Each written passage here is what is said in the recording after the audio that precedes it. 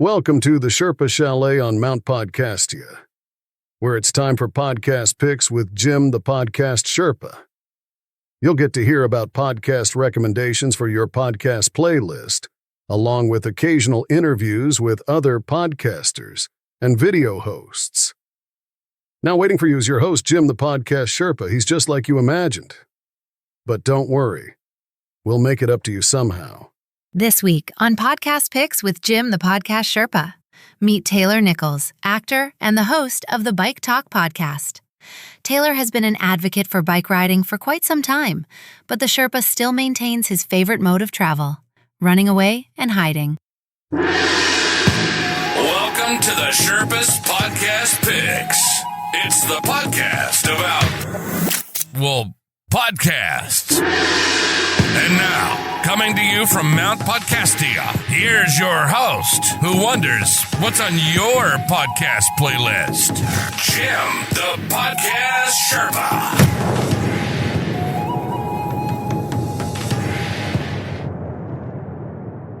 Hello there, rebels of the Sherpa-lution, and welcome to Podcast Picks with Jim, the Podcast Sherpa. That is me coming to you from the soon-to-be relocated Sherpa-lu studios here in the Sherpa Chalet, high atop Mount Podcastia, where I overlook the millions and millions of podcasts that are out there.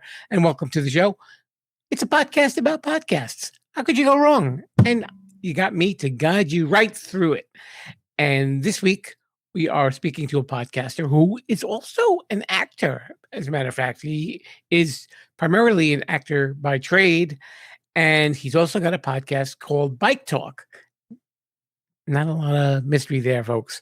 We know it's about riding bikes. And this gentleman himself is on a very long bike trek to see his father traveling from California to the state of Michigan via bicycle, 60 miles a day. 60 miles! I'm lucky if I take like 10 steps out of the bathroom without getting winded. But this guy's doing 60 miles a day. Okay. His name is Taylor Nichols. You may have seen him in the movies or on TV. He's done a whole bunch of interesting work. We're going to get to know Taylor and find out the story behind this amazing trek and what he's been doing along the way. So I think you will be in for an interesting conversation. So we'll head on. I guess we'll go outside, right? Do we go outside this year for Chalet? Sometimes we do. And we will have a conversation with Taylor Nichols, the host of the Bike Talk podcast. Hello there, rebels of the Sherpa-lution. I am here in the bike room with my guest today. He is an actor and also the co-host of a podcast called Bike Talk. And I guess you can figure out what that is all about. And he is on an interesting journey right now. We're going to get to know him. His name is Taylor Nichols, and you are currently in Missoula, Montana. I don't think I've ever spoken to anyone who's situated in Missoula. So congratulations, right. Taylor. You are the first. Well, thank you very much. It's good to be here. How long have you been into bike riding? You know, that's a great question. I lived in New York City for a long time. Okay. I lived in Hell's Kitchen, and then I lived on the Upper East Side, Yorkville. And I really got into biking there. I mean, I'm an actor, and I had worked at a theater in Colorado, and I started biking there. And when I moved to New York City in the late 80s, I just liked it. It was a great way to get around town. I even worked at a bike store on 96th and Broadway for a long time. And I got into the bike culture. I got into using the bicycle as a tool, not just as a recreation, fun thing to do. I use it as a tool, as a way to get downtown, as a way to get uptown, as a way to get cross town. And as you know from being in New York, sometimes that's the hardest thing to do, to get across town. Not as easy as people think it is. Right. What was the genesis of the Bike Talk podcast? Well, but Bike Talk has been on the radio for a long time, for about 15 years. My co-host and co-producer, Nick Richard, started the radio show with his uncle. It was kind of an underground radio show. Then they moved to online. And I joined in the late teens. I've been involved in a lot of bicycle advocacy over the years. But this was a really good way for me, I thought, to use my media, my acting, my entertainment skills in an area that I believe very strongly in, which is the bicycle as a tool of transportation. What do you think he's like misunderstood? Why do you think that it doesn't get the attention that it probably deserves? I mean, it's gradually picking up. I mean, people are selling better bikes and they're making more bike lanes for roads. They're being a little more conscientious of that. But there's probably more to be done, though, right? Well, let me tell you this. Have you seen the movie Marty Supreme with Chalamet? With Chalamet? No, actually, I have not. He's the ping pong player, right? Yeah, he's the ping pong player. And I bring that up because I actually read a book about that guy, Marty. His name wasn't Supreme. His name was something else, Marty something else. But he was a very famous ping pong player. And he said that what ruined ping pong is when every suburban household got a ping pong table in their basement.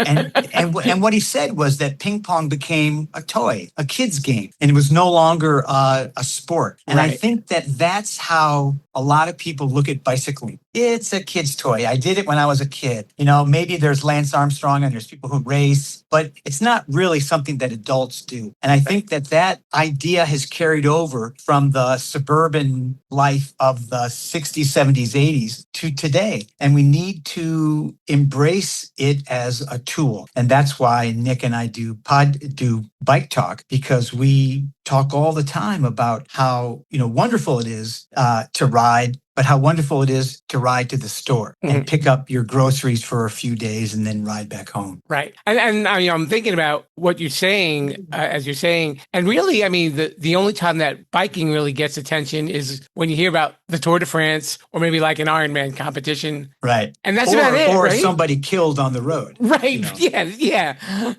Which unfortunately is like a sad component to that. Yes, it is. It is. And as I'm riding across the country, my daughters live in San Francisco. I'm from Los Angeles, and I trained from Los Angeles up to San Francisco and with my bike. And I got off the train and rode to my daughter's house, and I stayed with my daughters for a few days. And now I'm on this cross-country trip. I went up the coast of California to Oregon, and then across Oregon, across Idaho, and now I'm in Montana. And I'm working my way across North Dakota, Minnesota, Wisconsin, into Michigan, where my dad is. And I'm seeing firsthand every day how, is it intolerant or intolerant, many drivers are of other people on the road. Sorry to go off on this for a second, but I'm often riding on a road with no cars for 10 minutes. And it's just, I'm in the most idyllic country you can believe. A river to my right, mountains to my left, snow-capped peaks in front of me, and no one on the road. And then all of a sudden, a car comes, and I can hear the car from literally a mile away. And when it gets right up to me, usually they move over and give me space, but not often, sometimes they don't. And that's really aggressive driving, and it makes biking feel unsafe for anybody. I'm proof that at my age, in my 60s, you can ride from San Francisco to Missoula. And if you can do that, you can ride to Trader Joe's or, the grocery store or the bar or the coffee shop. Also, if it's safe. You're 67, right? I'm 67, right? Thank you for that. Sure. I'm just a little bit younger than that too anyway, Taylor. Your dad is 101? He's 101. He'll be 102 this summer. All right, and that's where your trip is. You're going to go to his.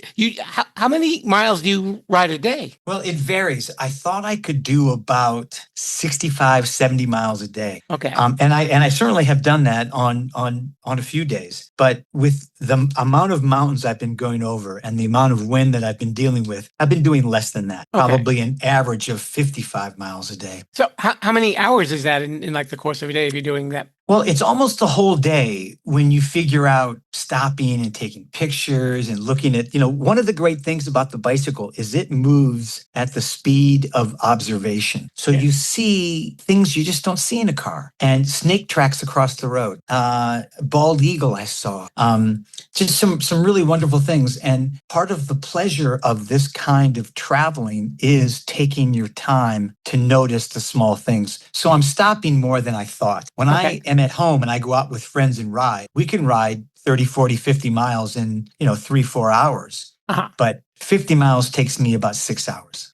And you, where do you stop like each day? Like, do you just go to hotels, or do you have it like mapped out, or is it just like whatever you're hitting along the course of your path? D, all of the above.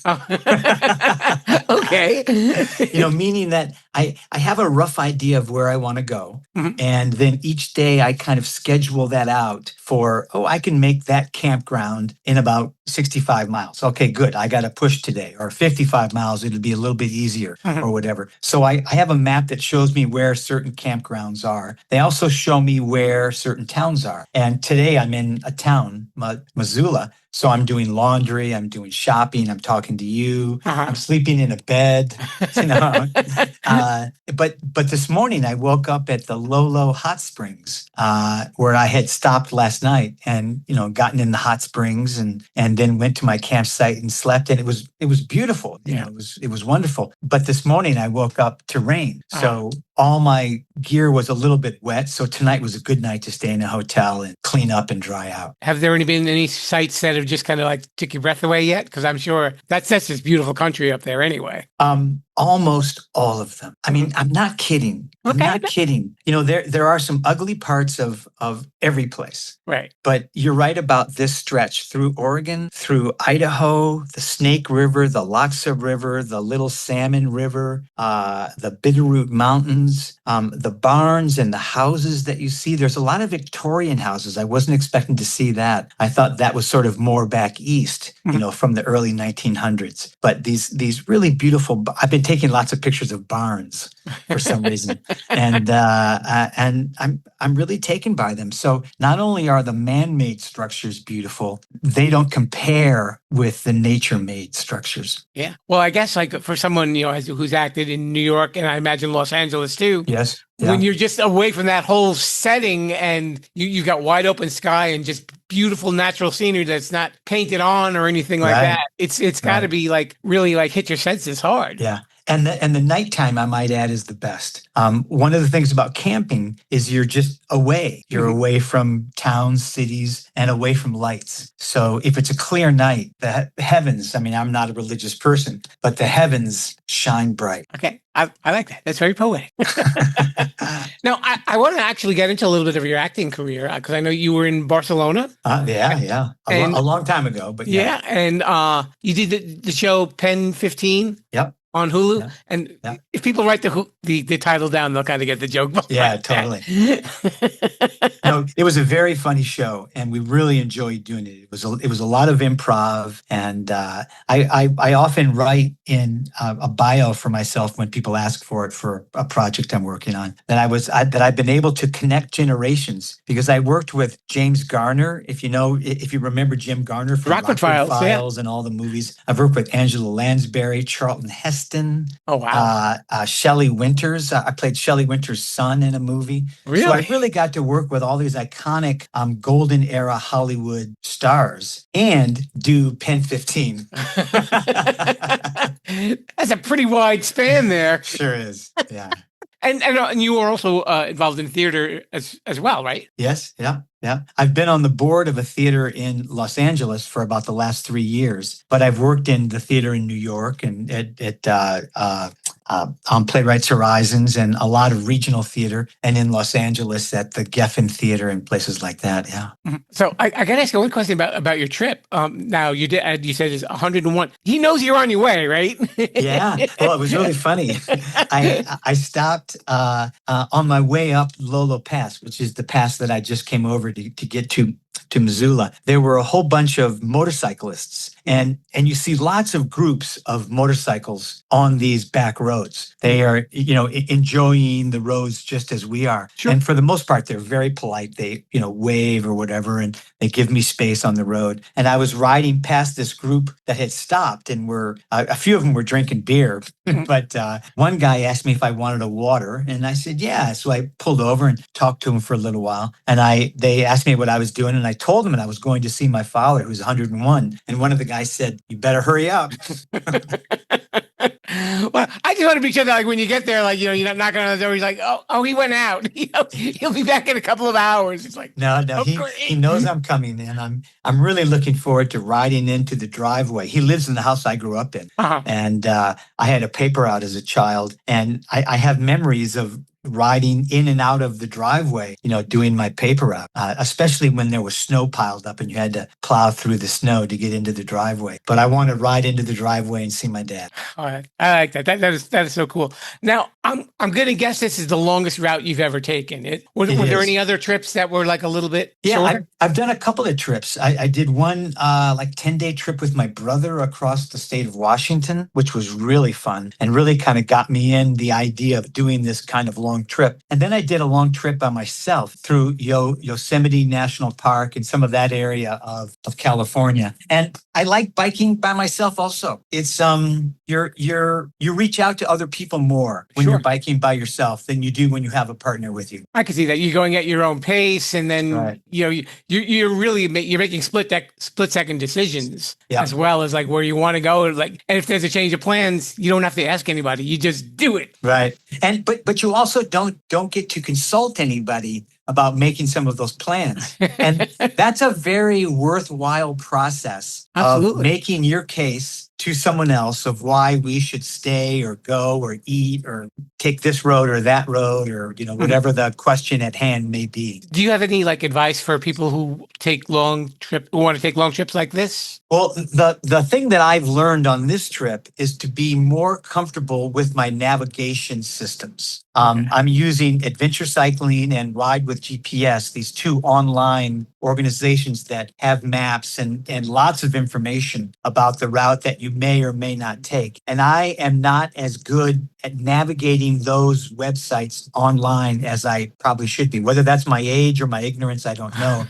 But that's the one piece of advice I would give anybody is make sure you understand how you are going to navigate your trip, because lots of times I'm off the grid. Like the last 2.5 days, I've been completely off the grid. No cell service, no Wi-Fi, which is also really wonderful. But when you're used to planning your trip day by day on the internet, then you can't. Yeah. So when you're riding, I mean, how are you getting your direction? So you know that you're going the right way and you're not going around in circles. I have a paper map sometimes, and I have looked at the map online on my phone sometimes. Okay. And I also just know that I'm going to Lolo Pass. And then once I'm going over the pass, I'm going down to the hot springs in Lolo. And so I just like a driver would, the sign says Lolo Pass 30 miles, Lolo Hot Springs 40 miles, and so you just follow those routes. So on this show, we try and encourage people to check out a lot of different podcasts. And of course, you have Bike Talk podcasts, which we want people to listen to, especially if they are bike enthusiasts as you are. I was curious, like, what are some of the podcasts that are on your playlist? That's always a great question, because I'm always looking for another really good podcast. And I like the fact that you have a show that is about good podcasts. I listen to This American Life. I listen to Fresh Air. I listen to The Daily. I listen to David Brooks and Jonathan Capehart on NPR. I listen to Bike Talk because I really believe in our mission, and I also believe in celebrating the bicycle. It's really a wonderful instrument and tool, and we talk to all kinds of different people. People who race, people who tour, people who are advocates for safe streets. Trying to think what else I listen to, and then I listen to music sometimes too. You got to do that every once in a while. Even as much as a podcast Sherpa as I am, every once in a while the radio's got to go on and your little classic something, right? Right, totally. Yeah. Which podcast do you recommend? Oh, wow. Because you're the one who would know, right? You talk to them all. Yeah, I mean, the ones that you've mentioned are all definitely worthwhile. I love This American Life. Right. I subscribe to other different ones. I listen to like Money Podcasts. I listen to Conan O'Brien.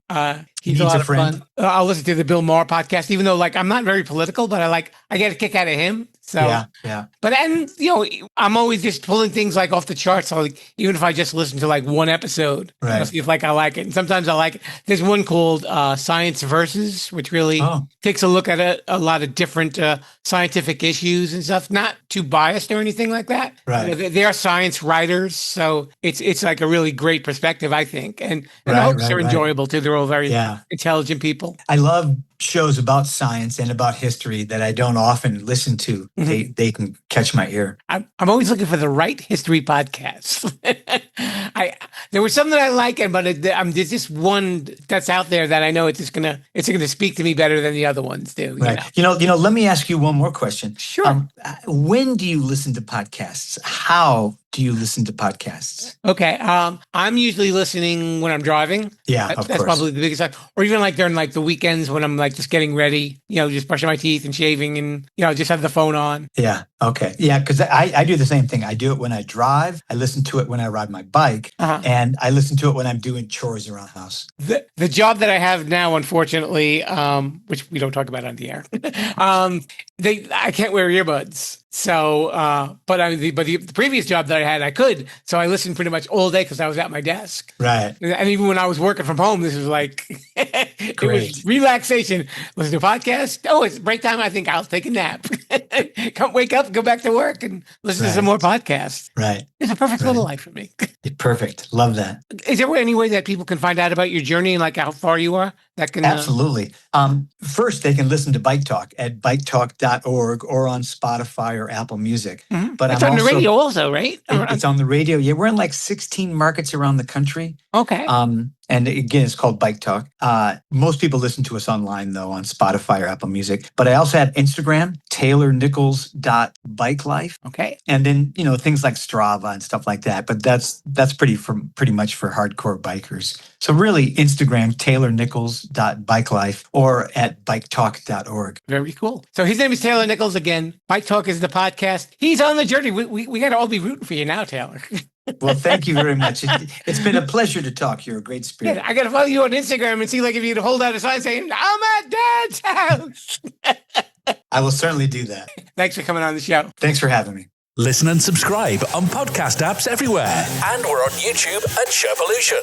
Sorry, no video. You're welcome.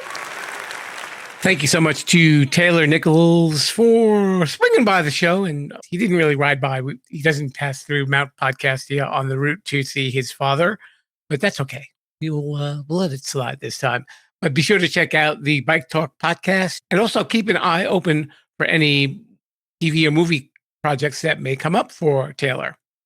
You can hear the show, of course, on podcast apps everywhere. And we do new episodes on Wednesdays. I might have to do a Sherpa Select for next week because we are doing a little bit of moving here in the Sherpa Chalet and, of course, in Sherpa-lu Studios. But I'll try and get a new episode out for you. I also wanted to have an episode really soon featuring some Sherpa samples, and I wanted to talk about the ads that you're hearing. I can tell you right now with the ads that we have, I'm going to be a little bit more cautious in my placement on the Wednesday episodes. The Saturday episodes, I'll try and insert them wherever I can. They may sound a little awkward sometimes, and I apologize for that. But those episodes really weren't recorded with the idea of ads being inserted in them. But we will do that for these episodes, the newer ones. Just figured I'd let you know, but we will talk a little bit more about them and what facilitated the need for putting some ads into this podcast. I know some of you aren't too crazy about that, and I understand, but we'll talk about it. It'll be coming up soon. But thank you so much. Don't forget, you can follow us on social media at Sherpa-lution and on TikTok, Sherpa-lution with the number 1 after it. And I know some folks who are fans of YouTube. You can also find us on the Sherpa-lution channel. We're everywhere. You just cannot escape me. What can I say? So until then, speaking of escaping, I will escape through the back hatch of Sherpa-lu Studios, and I will say to you, Viva la Sherpa-lution.